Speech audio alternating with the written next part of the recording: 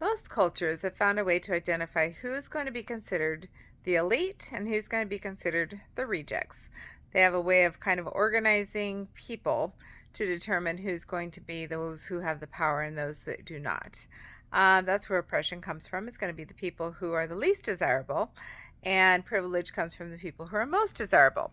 So here's there's all sorts of different categories people use. There's appearance, there's wealth or lack thereof, there's status in terms of who you're related to, there's nepotism, there's all sorts of other things. There's also physical attributes. So you've got folks who have certain attributes who are desirable and certain attributes that are not, and it depends on what culture you're in. You just kind of you get lucky, I guess, if you are in the desirable lot in your given culture. So, if you think about people who have handicaps, they are born blind, deaf, they're not able to walk for whatever reason. They may have a cleft palate or something along those lines that requires some medical attention. And sometimes there's discrimination against folks because of their physical disability or whatever. There are people who have different other attributes. And right now it seems like the big tendency is to consider people who are LGBTQ deficient in the religious realms. And this looks like a way of rejecting people and then denying their ability to have meaningful relationships that are intimate because they are of the deficient group.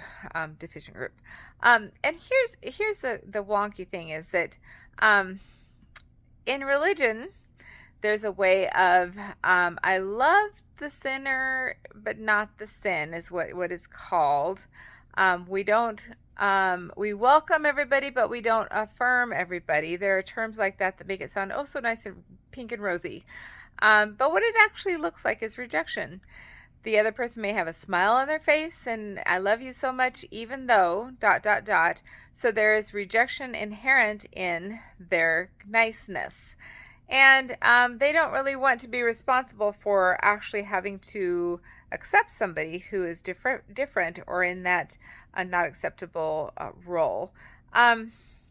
So it gets kind of frustrating when you're on the other end and you happen to be gay and you want to go to church and they're going to love you even though. But here's the thing is that kind of relationship is actually narcissism. It's I'm going to get brownie points for myself and make myself look good while I still am sure that you know that you're scum, that you don't measure up because you're not like me. And so I'm going to put rules on you and I'm going to make sure that you know that I love you even though dot dot dot whatever that is. And that doesn't feel like love. That just feels like straight up rejection. Even if the other person is very nice and has a smile on their face and thinks they're being very nice, they're not. They're not. It's rejection. And so let's just call it for what it is. That is narcissism and it is rejection and it is not accepting and it is not love. Now, humans are supposed to experience love if they want to thrive. And I can guarantee you that no matter how well intended folks might seem when they are treating you kindly, even though dot dot dot, that is going to wear on you in time. So if you're in that circle, in that community, in that church, in that family, and you're in that situation where you're consistently receiving passive aggressive kindness, don't overlook it. Call it for what it is. It is rejection. It doesn't feel good. I don't like it when you talk to me like that. I don't appreciate that. It's okay for me to make my own choices and call it out. You make the statements that are truthful to you. They won't like it. It's okay. They're probably going to get angry if you call them out on it. They'll feel like, why would you ever be mean to me when I'm being so nice to you when they're not actually being nice to you? They don't want to be called out on it. And that's okay. They don't give too much slack to folks who are being passive aggressive in their appreciation or in their kind ways with you. They still need to be kind. I'm so glad that you are all of you. Don't ever apologize for any part of who you are. You get to be you, and you don't need to apologize for any bit of it. I want you to embrace yourself. I want you to love yourself. Identity is not wrong. Ever.